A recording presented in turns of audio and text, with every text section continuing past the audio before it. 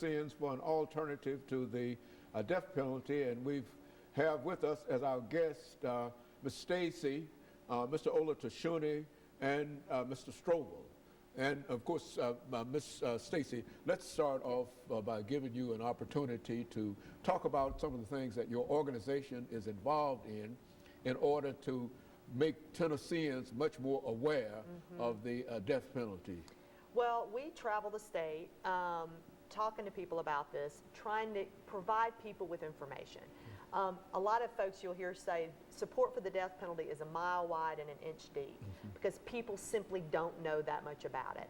And once we give people the facts, once they understand how unfairly it's applied, once they understand how expensive it is to taxpayers, far more than the alternatives like life and life without parole.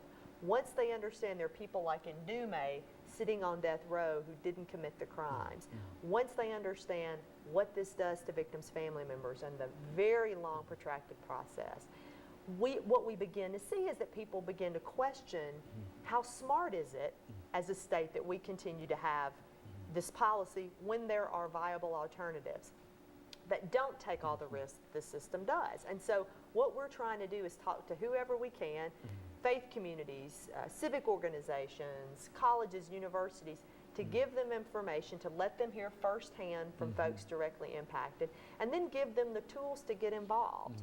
We want people to be engaged with this process, to talk to their lawmakers, to share what they've learned with their community so that we can join the other states in this country, I believe we're up to 18 now, who no longer utilize the death penalty. Now, Mr. Olatashuni, I think when we spoke with you in reference to this earlier, you mentioned the fact that Tennessee is ready to bring back into operation the electric chair. And I think you were quite passionate in reference to that. So why don't you give us some information in reference to how this is going down and some of the thoughts that you have in reference to Right. I think that when you think about it was only a few years ago that, well, first off, when I was sentenced to death, the only thing they had was the electric chair. But during the time that I was sitting on death row, that the politicians, many of them that still sitting in office now, excuse me, came to the sensibility about, I mean, how barbaric the electric chair actually was, and they got rid of it.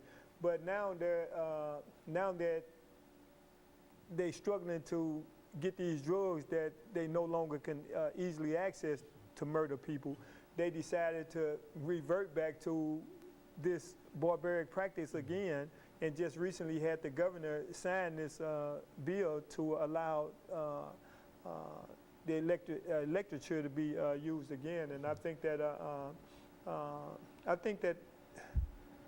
I think it kind of speaks in volumes about, I mean, the people that's in place, because like Stacy said, I think that most people don't even have no understanding about the death penalty.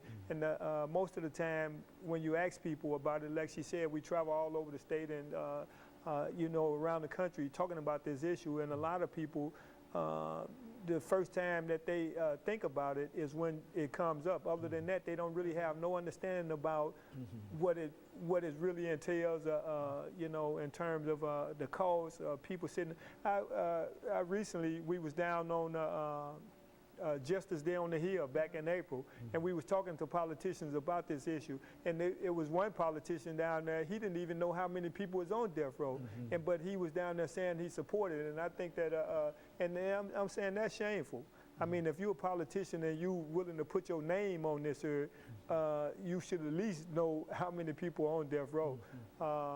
It's unfortunate that I think that, you know, the people that's in position to really affect some change, that they're not made to go sit down and at least look the people sitting on death row in the face and tell them that you know, this is what they support and they think is, you know, right. I think that you know, from my perspective, any way you look at it, I mean, it's really a moral outrage that we still in this day and time, you know, talking about executing people first off, but even, you know, using the electric chair. I mean, You know, we went back to the 1800s. Now, Mr. Stroble, what do you think about the things that have been done quite recently? As a matter of fact, I think that when we had the mix-up, the problem with one of the death penalty cases that we had a couple of months ago, Right. I think we've had 3 executions since then.